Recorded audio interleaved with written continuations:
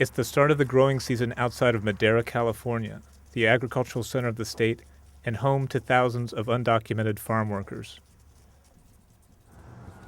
As the day starts in town, many of those workers have headed to the fields. But one stays at home. 3 years ago, he was robbed at gunpoint, and still a paralyzing fear grips him. I have a lot of fear. I can't sleep at night. I always have these nightmares that the same things are happening to me again, with the guns and everything. Now, a local health provider prepares to make a house call to treat the man. Her diagnosis: his spirit has gone to sleep. It must be woken up. Her name is Herminia Arenas. She is a midwife and a curandera, a Mexican folk healer. I heal with helpful plants. That's the only thing I use. I know what I'm doing. I'm not a sorcerer. I'm not a witch. She's been in California for 14 years, originally from Oaxaca, in Mexico's south. There, folk healers are central figures in the community. And now that tradition has migrated to farm worker strongholds like Madera. There's a very different view of self-medication, of illnesses, the nature of illness, that has much more of a spiritual connotation to it, not just a physical problem. The neighborhood is her medicine cabinet. Here she finds plants she'll use to disinfect wounds.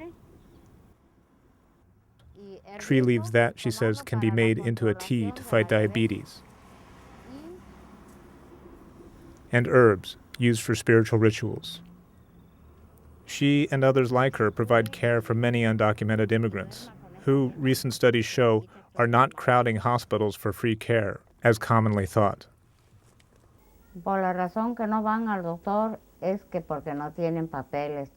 The reason people don't go to the hospital is that they are not documented and they're afraid. Second, they lack money, so they endure it. Sometimes when they come for healing, I say to them, you need to go to the doctor. Yes, we'll go, but a lot of the time, they don't go. The overriding factor for those who don't have papers is avoidance of care. And the evidence shows that they're the least users of like emergency rooms, which is the most expensive point of access. Instead, the immigrants improvise their care with healers, home remedies, and the widespread use of cheap Mexican pharmaceutical drugs. Madera sits in one of the great agricultural basins of the world, California's 400-mile-long Central Valley. Dozens of crops are grown here on corporate and family farms, and they rely on illegal immigrants from Mexico and Central America. The work is hard, the pay is low, and usually it doesn't include health benefits. The majority of illegal immigrants in the Central Valley live below the poverty line. Even treating a small infection can be an unaffordable luxury. It's the Appalachia of the West. It's not, you don't need to go to a clinic to see a doctor to get a prescription when you can't afford to buy that pain medication. In this Central Valley labor camp, people instead stockpile pharmaceutical drugs from Mexico, drugs that in the U.S. require a prescription and without doctor's directions can be misused. Still, they are a first line of defense. This woman, Carmen, will not appear on camera for fear of being deported. We don't have enough money to pay for the visit to the doctor. And then the medicine. We just don't have a way to pay. Her husband works in the fields. He can't afford to lose a day to illness. But she does have a grab bag of drugs, sent to her by her mother in Mexico. Included antifungal pills, medicated creams, and ampicillin.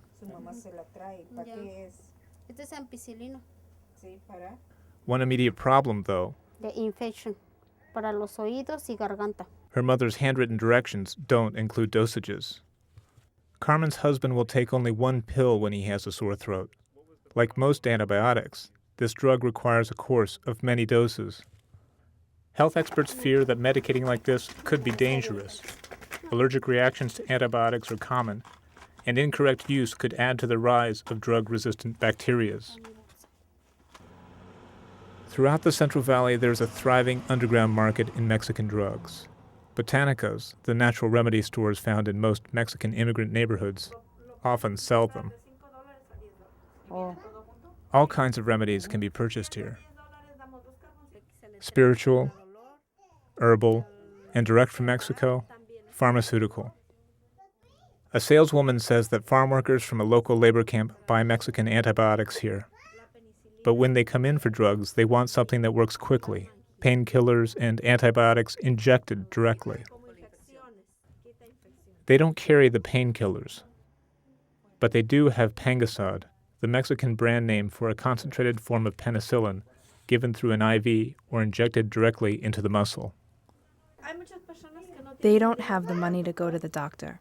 And because they're illegal, they think they don't have the right to go to the doctor. Herminia Arenas is now ready to make her house call to the traumatized worker. She says she can treat many physical problems like ulcers and diabetes, but today her patient has more of a spiritual problem.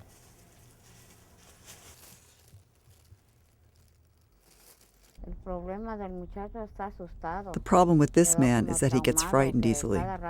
When something happens, he feels what happened before. He suffers day and night.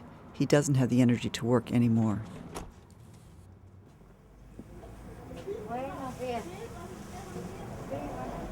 The assault they committed against him, they took his truck, his clothes, everything. It happened in Guadalajara. Some people assaulted him, they threw him out of the car and into the mountains. The farm worker is 23. If he could afford to go to a psychologist, he would probably be diagnosed with post-traumatic stress disorder. He will pay Herminia a small fee for all of her services. The ceremony is called Olympia. In Spanish, it means cleansing. It's a standard ritual performed by curanderas.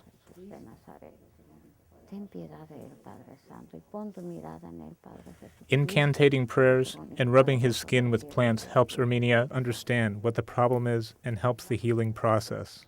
Santo, es tu Hijo Padre Jesucristo.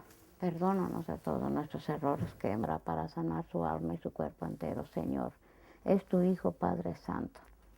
Ten piedad de él, Padre Santo. Apiádate de tu Hijo, Señor.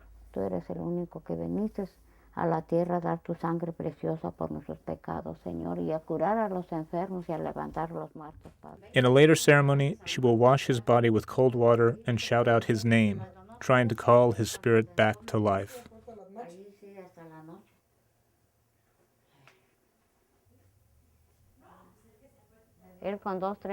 After 2 or 3 days, they feel different. They notice they are being cured.